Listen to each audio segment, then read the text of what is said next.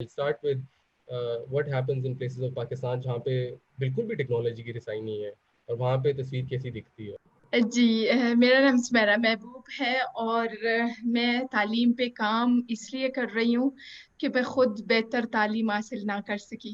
اس کی وجہ یہی تھی کہ میں دور دراز علاقوں میں تھی اور یہی مسائل تھے.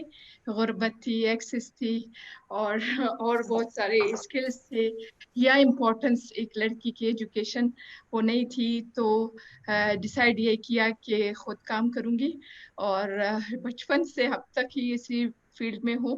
اور اس کے لیے میں نے خود کو بنانے کے لیے کچھ ٹائم لیا جہاں پہ میں نے مختلف اداروں میں ایجوکیشن ریلیٹڈ پروجیکٹس میں کام کیا تاکہ میں پالیسی سے لے کر سسٹم کو دیکھتے ہوئے اور انسٹیٹیوشن کا تجزیہ کرتے ہوئے ریئلٹیز کو جان سکوں.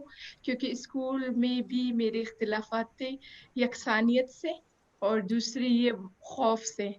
تو خوف اور یکسانیت نے مجھے مجبور کیا کہ میں ایسی جگہ بناؤں جہاں لڑکیاں بات کر سکیں، اپنی ذات کو بنا سکیں اور اپنی ذات کو بناتے ہوئے ترقی کا حصہ بن سکیں. تو پچھلے 6-7 سال سے باقاعدہ اپنے انسٹیٹیوشن میں تعلیم پہ کام کر رہی ہوں اور سیکھ رہی ہوں اور سکھا رہی ہوں. تو جو سب سے بڑا چیلنج ہمارے لیے یہ رہا کہ ہم کیسے پہنچے ان بچوں پر سب سے پہلے، کیونکہ ہم خضدار جس ایریا میں ہے وہ بلوچستان کا دوسرا بڑا شہر ہے رقبے کے لحاظ سے. ہمیں تو رقبے نے بھی بہت زیادہ مار ڈالا ہے کہ ہم پہنچ نہیں سکتے ہیں ان جگہوں پہ. اور خضدار جتنا پھیلا ہوا ہے اس کے ایک کونے کو ہم سندھ پہ پہنچ جاتے ہیں تو دوسرے پہ ہم کسی اور صوبے پہ پہنچ جاتے ہیں. خضدار چاروں طرف سے اتنا پھیلا ہوا ڈسٹرکٹ ہے. تو ہمارے لیے سب سے پہلے یہ بہت مشکل لمحہ تھا کہ ہم پیرنٹ کو کیسے انگیج کریں، کیونکہ ہمارے بہت سارے پیرنٹس موبائل فون تک کے ایکسس میں نہیں ہیں. ان کے پاس مشکل سے سمپل فونز ہیں، وہ بھی ان کے کاروبار کے لیے ہیں، جو اپنے گھر سے نکل کے صبح شہر آتے ہیں اور رات کو وہ لوٹ جاتے ہیں. ان کا اپنا رابطہ بھی اپنی فیملی سے نہیں ہے. تو وی کین امیجن کہ ایک بچی جو ہے وہ ٹیلی فون پہ یا ٹیلی ایجوکیشن لے سکے گا. تو پیرنٹ ایک بہت بڑا چیلنج تھا ہمارے لیے. اس کو پہلے یہ بات باور کرانا کہ وہ فون پہ کلاس لے سکتی ہے، ایک چیلنج ہے.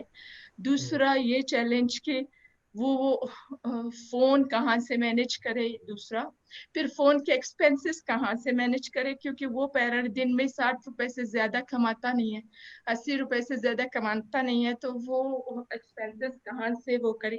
اور دوسری ہماری کچھ روایات بھی ہیں، کیونکہ ہمارے بلوچستان میں جس طرح سے ہم اٹھتے بیٹھتے یا رہتے ہیں ہم اتنے کلوز نہیں ہیں، ہم اتنے اٹھتے بیٹھتے ساتھ نہیں ہیں. ہمارے گاؤں میں پھر بھی ساتھ ہیں، شہروں میں تھوڑا سا ہم اپنے گھروں تک محدود ہو چکے ہیں. تو ہمارے پاس اتنی بھی رسائی نہیں ہے کہ ہم ایزیلی کوئی فون اٹھائیں اور یوز کریں، اسپیشلی بچیاں کریں. اور آن لائن کلاس میں تو سب سے بڑی ہمارے جو چیلنج فیس کی ہے ہماری بڑی بچیوں نے، جن کی کلاسز 6 سے شروع ہوتی ہیں 10 تک. ایک تو اس کو رسائی نہیں ہے، اگر مل بھی جائے تو پوری فیملی کو اس میں ہم نے جب آن لائن کلاسز کا ڈیسیژن لیا تو ہمیں تو پورا ایک سفر سے گزرنا پڑا جہاں ماں باپ بہن بھائی کزن رشتہ دار سب کو منانا پڑا. تب جا کر بھی ہم نے 40% سے 50% اپنے بچوں کو کور کیا.